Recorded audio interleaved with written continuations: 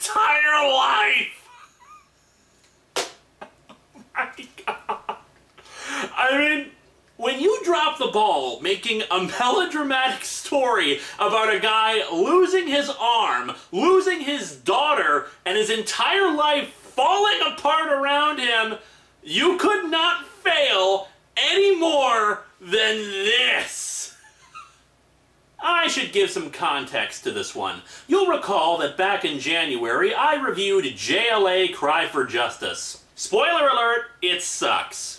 It's a nonsensical story about heroes deciding to be proactive in the fight against evil, to act instead of react, to do whatever it takes to stop evil, and then proceeds to do nothing but react to crimes as they happen, stumble around like they're all sniffing paint, and torture people without it ever once having the heroes admit that what they did was wrong.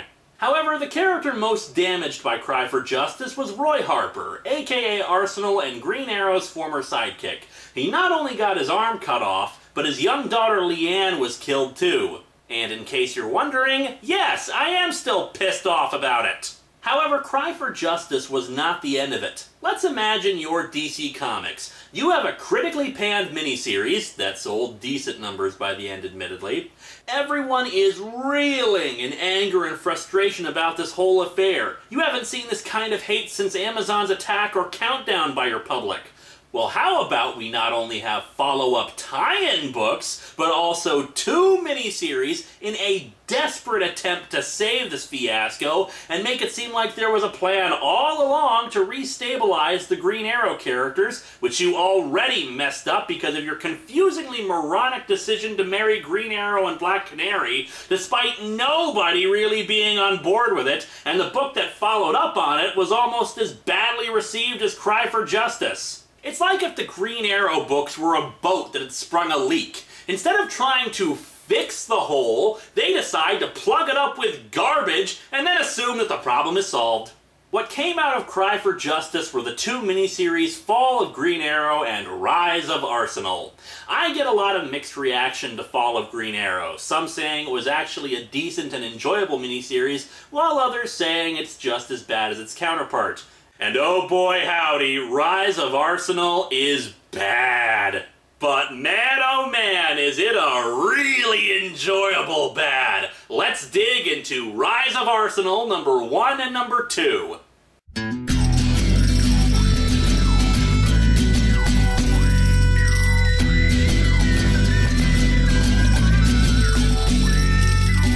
Welcome to Atop the Fourth Wall, where bad comics burn.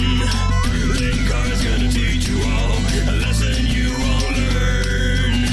Brodsky, you're not the smartest. Life out, you're not an artist. Anyone who's had a bad comic published, it could be your turn. Linkara, he's a man punch, wears a party hat. Linkara, he has a magic gun. Where'd he purchase that? Linkara, coins, robots, Amazon and trucks. Linkara, this comic sucks. Linkara.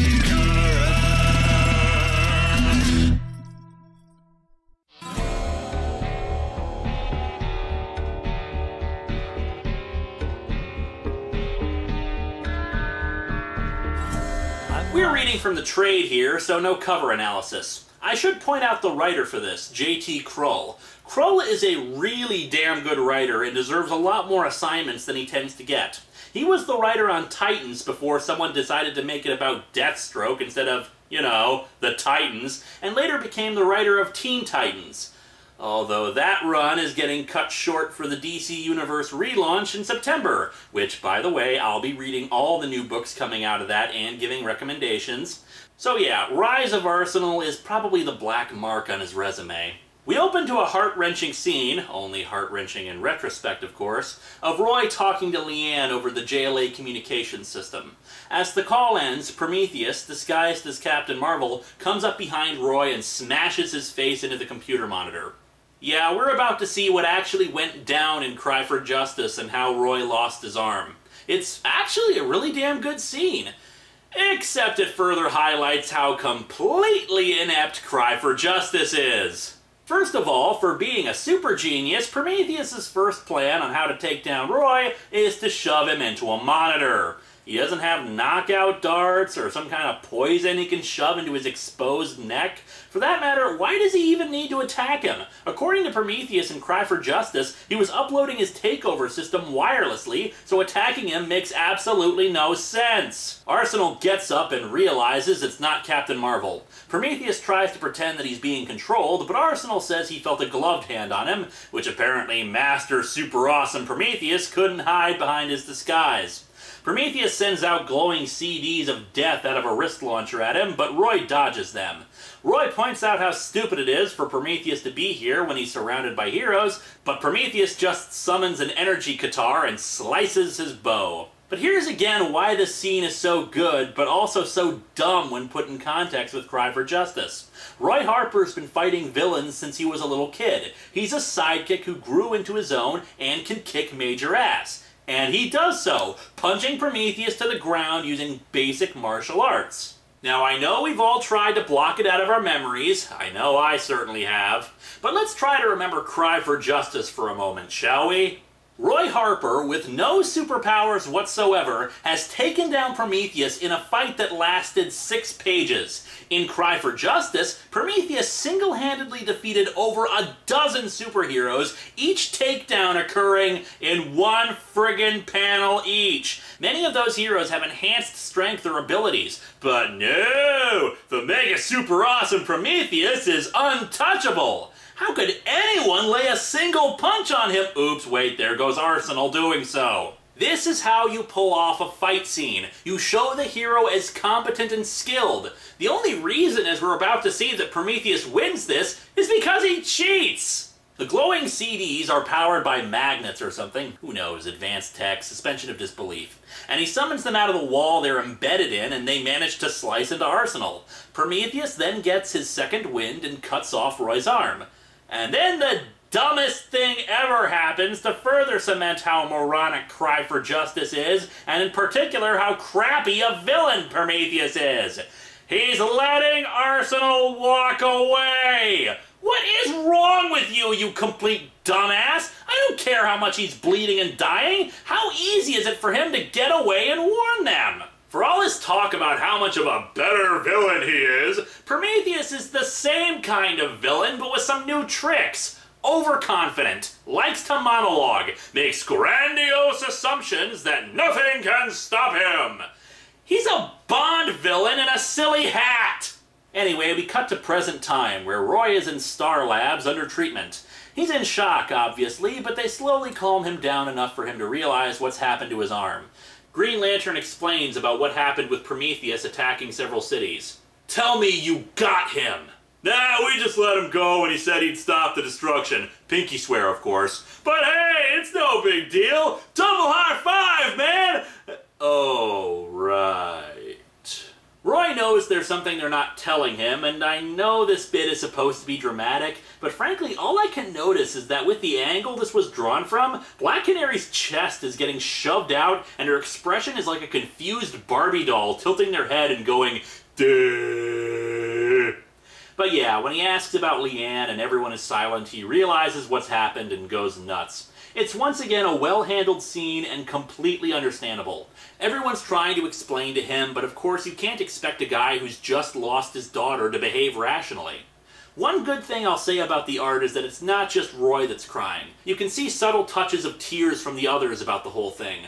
Roy finally collapses, though once again the drama is kind of lessened because there's a tube hanging from his nose. Later, the others are talking about the whole thing.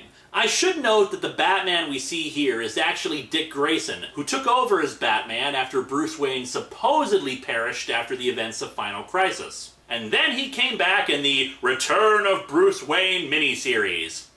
So, when can we expect to see the Return of Leanne miniseries, where it turns out that she's just been traveling through time, eh, DC? I'm waiting!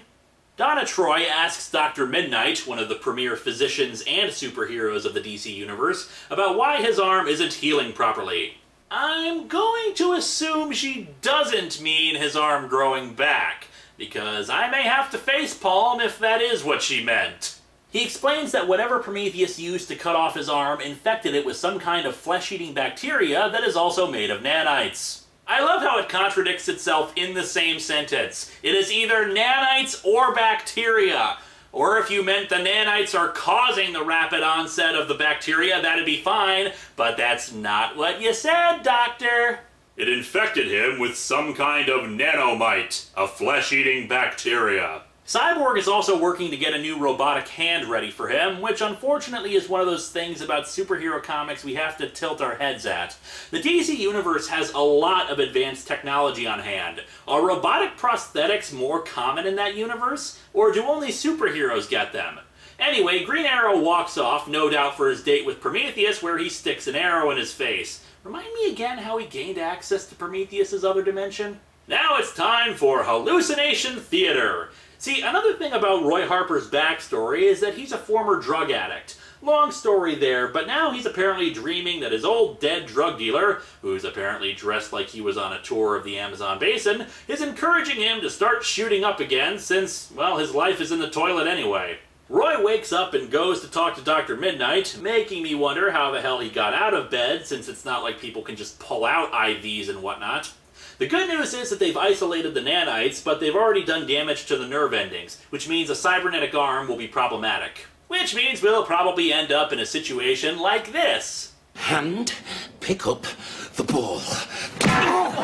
Roy wants to see Leanne's body, and Midnight tells him that she's in the morgue. I can take you down. Maybe we should call Dinah, have her join us. No offense, Doc, but I'm not looking for an audience. I just need to see my girl. Oh yeah, we have an emotionally and physically exhausted man who just lost his daughter and his arm. I can't possibly imagine anything going wrong with letting him go alone to see his daughter's corpse. Just to really add that emotional punch to this already horrific act committed by DC by killing her, Roy imagines what it must have been like for her and showing her crying and struggling. In the interest of good taste, I will not be showing those images. Seriously, DC, if this isn't undone in your stupid-ass relaunch, my respect for the creative skills of your company will fall even further than they already did with the act. Later, Roy steals some painkillers and heads down to the wreckage of Star City, and yeah, it's still bad. He goes back to his old place and finds some guys trying to loot the house, beats them up, and Black Canary arrives. They have no clue what's already been taken from me.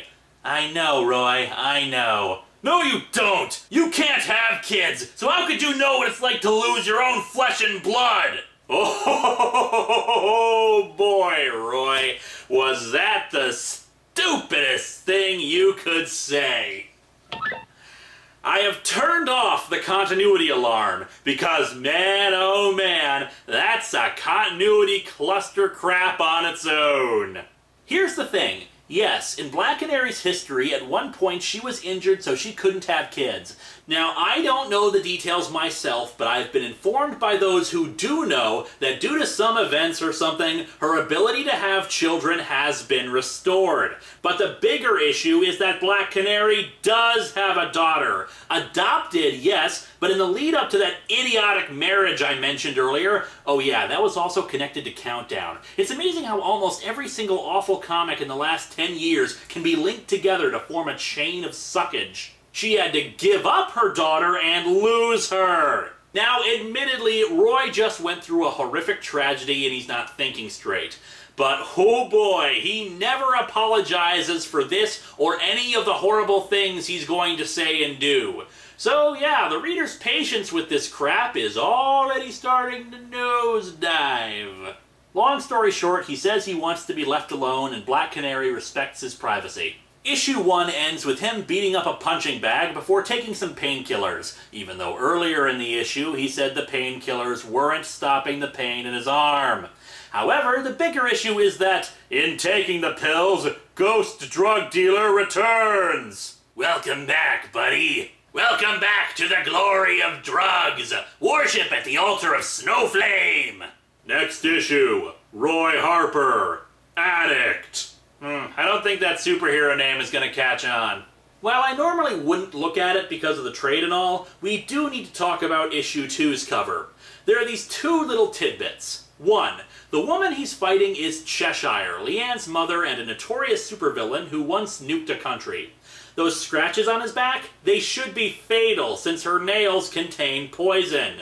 2. Cheshire doesn't show up until the last few pages, so this is one of those covers that spoils an ending reveal and makes it look like the two of them fighting is the focus of the issue, which it isn't. Smooth.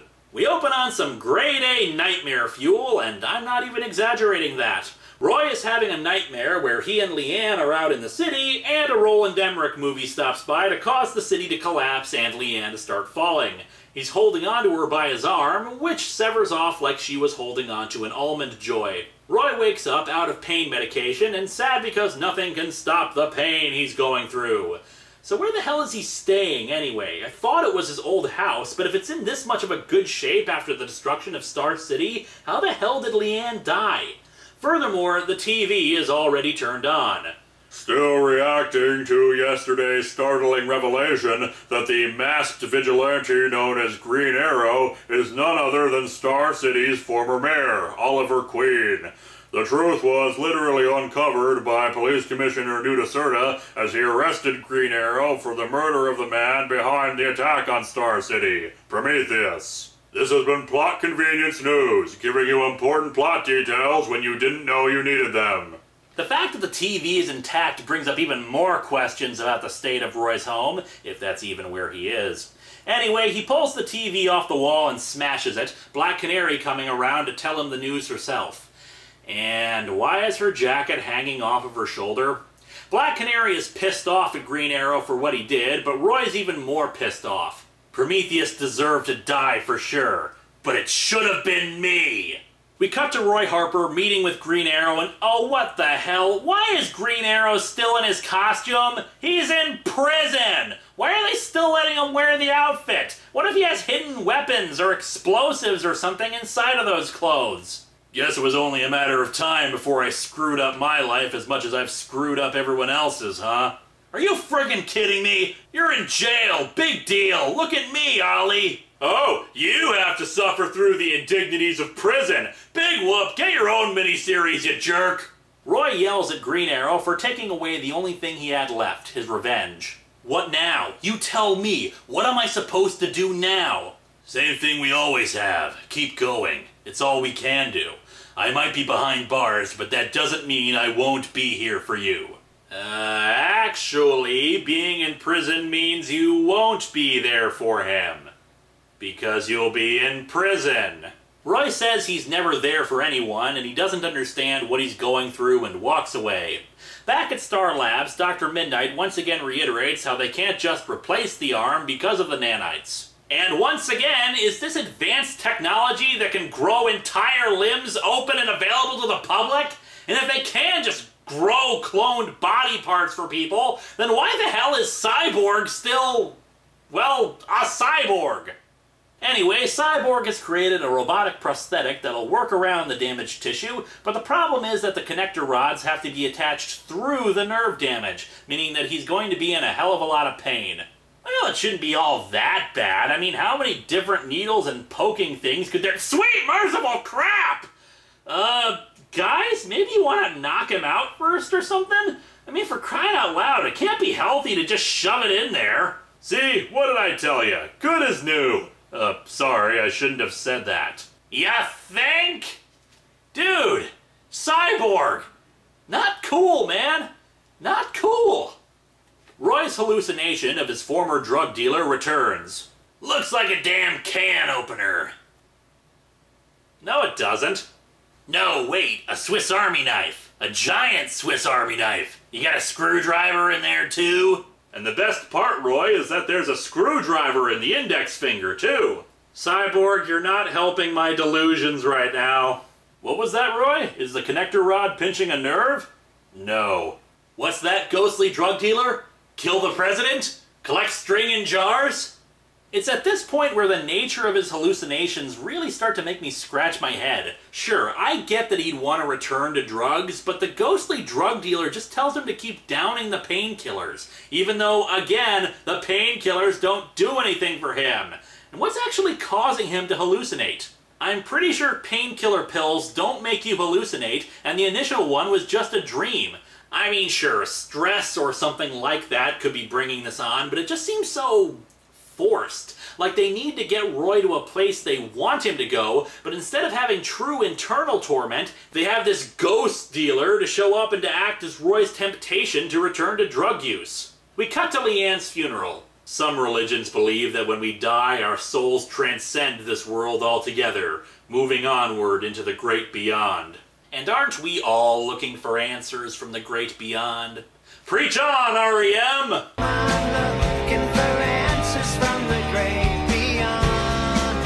But my Navajo upbringing taught me that in death we become one with nature. Though her body may be gone, Leanne is still with me, in the earth and the water and the sky. What a bunch of crap! How dare people have comfort and hope in the face of death? Why don't they just get cyborg arms to make them feel better? Actually, he says he can't feel her presence anywhere in nature, and he handles a pill container of more drugs. We cut to a wide shot of the funeral, and oh, you've gotta be kidding me! They're all in their costumes? For crying out loud, they do have civilian clothes, you know? There is no reason at all that they should be dressed like this. When Donna Troy's son died, they were all in civilian clothing. Say, how can we possibly ruin the somber, serious attitude of a child's funeral? How about everybody dresses up in bright, flashy primary colors? There is something wrong when Batman is the most appropriately dressed for a funeral. Oh, and now it's time for more of Roy's happy fun times as he sees the coffin starting to shake and he runs off. Psst, you think it was a mistake to use the gag coffin in place of the real one? As he runs under a tree, Roy downs some more painkillers and sees Ravager, aka Rose Wilson, in a tree above him. Ravager is a whole other can of worms, and the development of her character is something I disagree with most fans on. Most people like the road her character took, giving her a costume, developing her relationship with her father, Deathstroke, but frankly, I don't like the way her development has gone, and this scene helps explain why. During my favorite run of the Titans, Rose was Leanne's nanny. She came across as someone in her late teens, if not adulthood already, a competent fighter, but completely in control of her life. In the last several years, though, they decided to throw that crap out the window, make her an addict, give her an annoying chip on her shoulder, and have her alienate the people around her. But like I said, a discussion for another time. Here, she tries to comfort Roy and tells her that when she was Leanne's nanny, it was clear how much Leanne loved him. Roy goes berserk, however, when Maya, the new Speedy, tries to also comfort him. Maya was in charge of watching Leanne at the time of her death, you see. You left her! You left my baby alone in the house while the entire city was coming down on top of her! I continue to be confused about where the hell Roy's house was and where the hell this supposed damage was. His house seemed fine. The other heroes separate them and Donna comforts Maya. Instead of letting Roy stew like any sensible person would and allow him to get his anger out more constructively on his own and not at a funeral, Donna decides to engage Roy. It doesn't help, Roy, pushing everyone away. Believe me, I know what you're going through. You don't know jack, Donna. I was there for Leanne. Always. You abandoned your family. While they were dying in the car accident, you were whoring through space with Kyle Rayner. Robbie died because you were a bad mother. And boom! He hits it out of the ballpark. He has now become an insane jackass who we have no sympathy for. Bob, what do you think of this? Oh, I'm right there with you, Steve. Attacking someone he feels is responsible for the death of his daughter? Oh yeah, we can understand that kind of grief, but then calling a mother who lost her son in a tragic accident a whore? Ooh, there's not enough compassion in the world to let him get away with that one. And it only goes downhill from there, Bob. Roy returns home and puts on the robot arm. I love how the robot arm can just be plugged in and out so easily. Arm goes in, arm goes out. Arm goes in, arm goes out. He practices his archery with the new arm, but every shot he takes misses. The way the panel is arranged and the way he looks at the new arm, I think it's supposed to imply that the prosthetic is responsible. Pardon me for not knowing enough about archery, but I was under the impression that the hand holding the bow was responsible for aiming the thing, and that hand is just fine.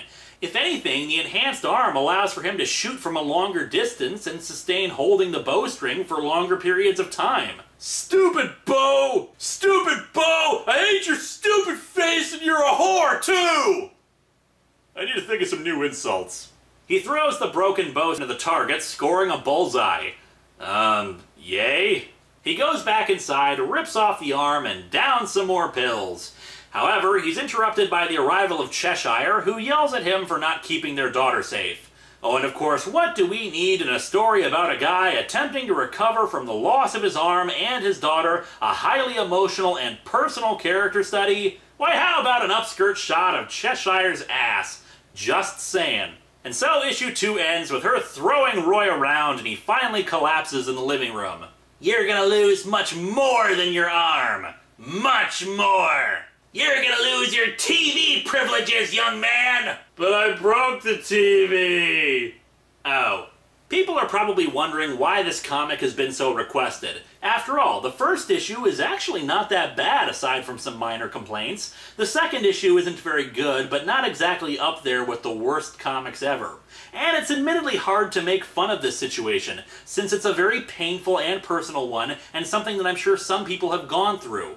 I do not laugh at Roy's pain. Why would I? I'm just as pissed off about Leanne's death. But man, oh man! Tune in next week, my friends, because what started off as a somber character study about a guy recovering from 2 horrible tragedies is gonna turn real goofy real fast.